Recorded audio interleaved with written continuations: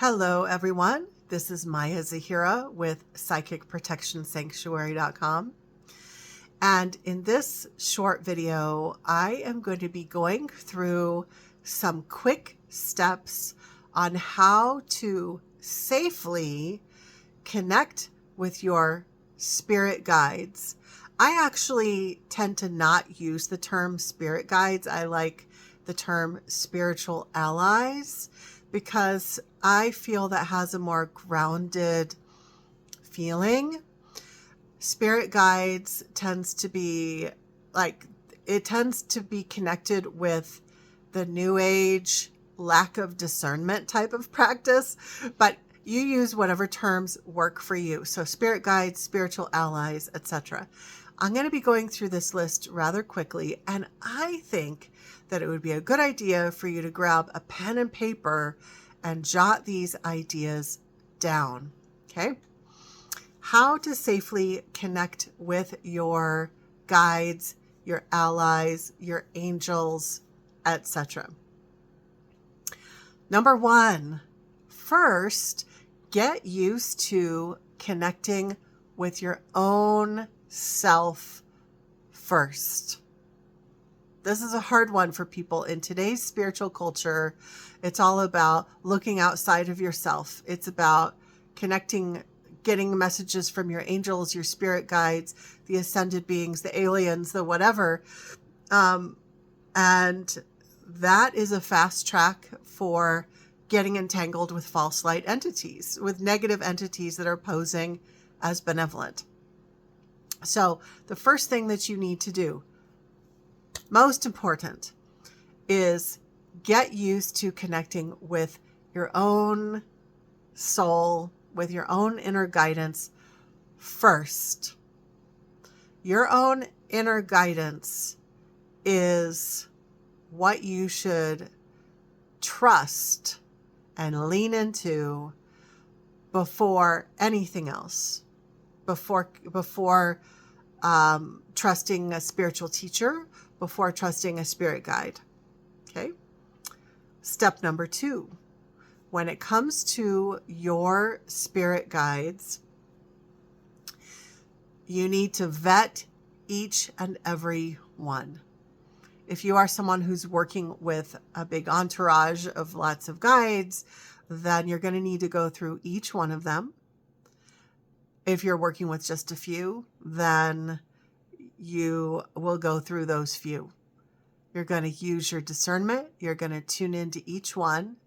And if any of them have any negative intent, if they are coming from ego, if they think that, if they have any intention to violate your boundaries, if they want you to worship them, that's a red flag. If they are working with any dark practices, then that's a red flag. If their agenda is more important than your path, then that's a red flag. So you're going to vet each and every one.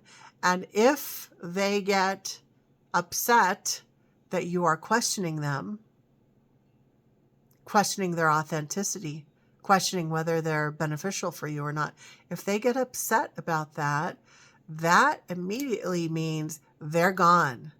Because a true, benevolent, helpful guide is not going to get defensive. They're going to be glad that you are using discernment. So you're going to kick out any non-beneficial beings. And so this is where I say less is more. Step number 3, less is more. When you're first learning how to do this, and let's say, actually, when you're very first learning how to do it, you don't even work with guides. Just work with yourself.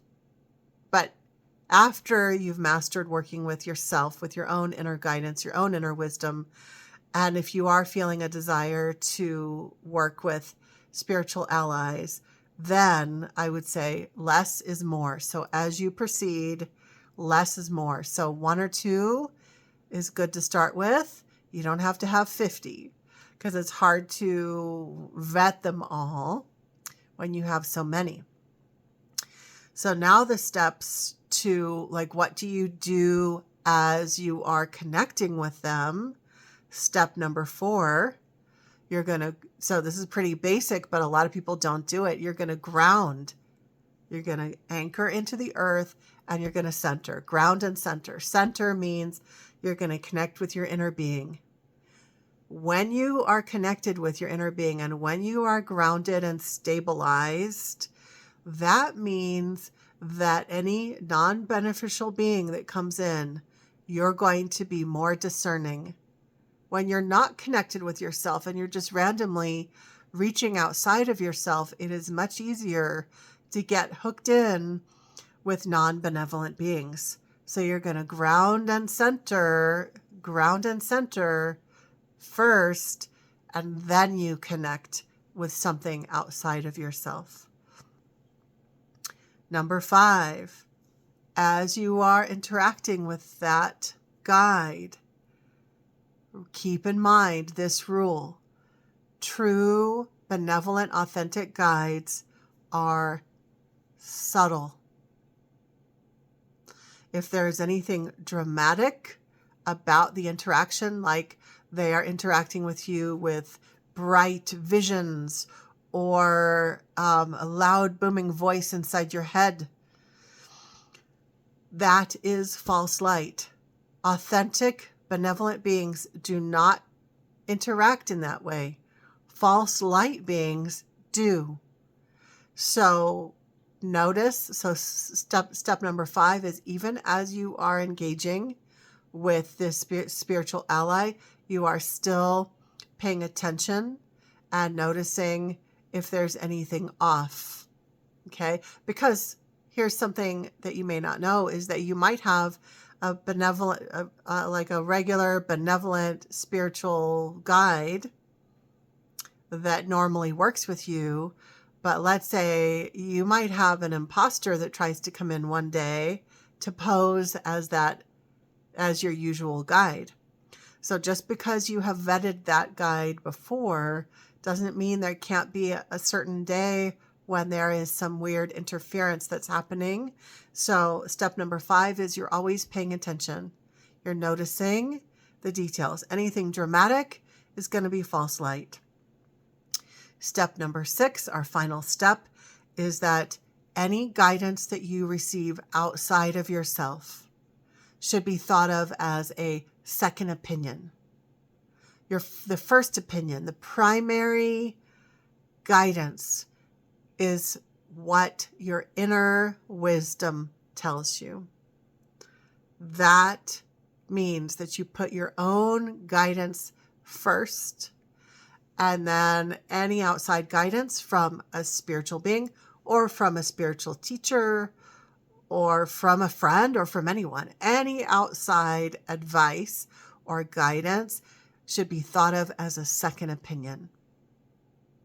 First opinion, first guidance is your own inner wisdom. I do understand it takes some time to develop that because, again, in today's spiritual culture, we're really not taught to do that. We're taught to trust everything outside of ourselves and to not trust ourselves. But the more you practice connecting within yourself, the more you will relearn and redevelop that self-trust. So make sure that you write these steps down. If you didn't write them down, play this video again, jot them down so that you can remember, and then use these steps anytime you are connecting with any spiritual allies. As always, I'm sending you all my love. And if you would like more information about resources or how to work with me, then you can find that at my website, psychicprotectionsanctuary.com.